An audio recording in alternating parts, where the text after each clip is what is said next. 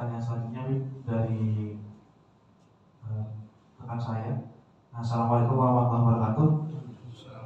Habib izin bertanya terkait saya berniat untuk memperbaiki suatu sistem di perkantoran, tetapi saya harus mengikuti tes atau training. Nah, di dalam training tersebut saya diharuskan untuk menyogok baru bisa lulus. Nah, itu bagaimana hukumnya? Karena di rekan-rekan saya dan sistemnya sudah berjalan itu sudah tidak baik. Apakah ada ruksa atau kasus semacam ini? Hukum nyogok dasarnya haram. Itu yang harus kita ketahui. Ar-rasi wal murtashi finnar. Jadi yang menyogok dan yang terima sogok di dalam neraka. Jadi hukum asalnya haram. Sama halnya hukum riba haram. Nah, ketika dikatakan kondisi bukan berarti jadi halal. Kalau memang kondisi maksudnya darurat, misalnya sistem ini semuanya harus proses seperti itu. Satu negara dibentuknya begitu, kalau mau lulus sogok. Padahal orang ini mampu secara akademisi, secara keilmuan dia mampu.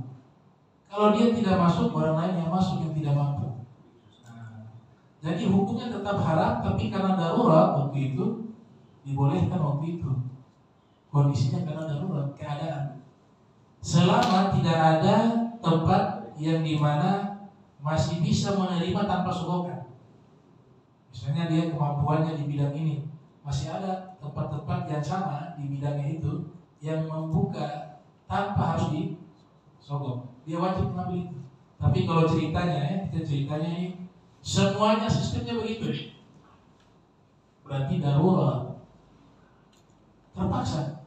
Waktu itu dia terpaksa. Ad-darurat tubihul mahzurat. Ada kaidah fikih mengatakan darurat membolehkan untuk sesuatu yang tadinya tidak boleh menjadi boleh. Itu biqadril hajah. Itu juga dengan syarat seukuran hajat. Gitu. Dan memang dia sangat mampu, ya. Dia mampu di bidang itu. Beda kalau dia tidak mampu baru sogok, ini dosa. Cuma yang saya tegaskan, hukum asalnya sogok menyogok itu adalah haram. Kita bicara konteksnya apa? Konteksnya adalah darurat. Sama seperti bank-bank itu. Bank ini kan campur. Di situ ada yang halal, ada yang haram, campur. Tapi kita di zaman sekarang mau nyimpan uang yang aman di situ. Jadi harus bedakan ya riba dengan bank, ya. Kalau riba haram, kalau bank ini harus dirinci satu-satu. Ada yang halal, akadnya, ada yang haram. Misalnya ATM, kita transfer kepada keluarga kita, ada potongan harga. Itu halal. Kenapa? Jasa. Kita bayar jasa. Kita masukkan ke bank, dia jaga uang kita, kasih uang jasa jaga, halal. Minjam uang, nanti ganti ada bunganya, haram, riba. Jadi bank itu masih ada yang halal, masih ada yang haram. Jadi beda riba dengan bank, beda. Itu mah kondisinya sekarang simpan uangnya di mana? Belum ada tempat. Maka bukan berarti kita mengatakan bahwa riba itu halal atau bank itu hukumnya halal 100%, tidak. Tapi karena darurat. Uang yang kita gunakan saja cetakan bank. Kalau mau lari dari bank gak bisa.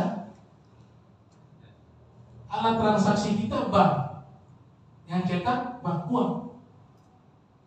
Nah, di situ bukan berarti kita mengatakan riba itu halal. Ya, hukum yang selamanya itu haram, dia haram selamanya, tidak bisa berubah jadi haram.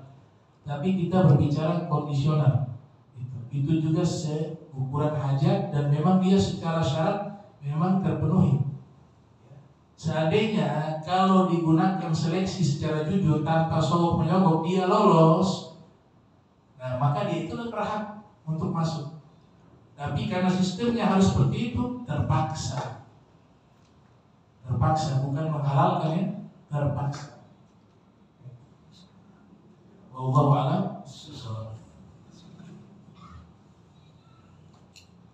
Pertanyaan selanjutnya, Assalamualaikum warahmatullahi wabarakatuh. Kami izin bertanya, bagaimana pandangan Islam tentang yang pertama? Saya mendengar bahwa kalau ada suami atau istri yang meninggal, itu salah satunya harus diceraikan dulu karena kalau tidak bisa dapat diganggu oleh korinnya, oleh jinnya. Dan yang kedua, saya mendengar juga katanya kalau ada wanita meninggal di dalam keadaan hamil, bayi yang di dalam perutnya tersebut harus dikeluarkan dan dimakamkan secara terpisah. Terima kasih Habib. Wassalamualaikum warahmatullahi wabarakatuh. Waalaikumsalam warahmatullahi wabarakatuh. Yang pertama, kalau sudah meninggal tidak perlu lagi dilafadzkan untuk pisah. Otomatis sudah meninggal, otomatis sudah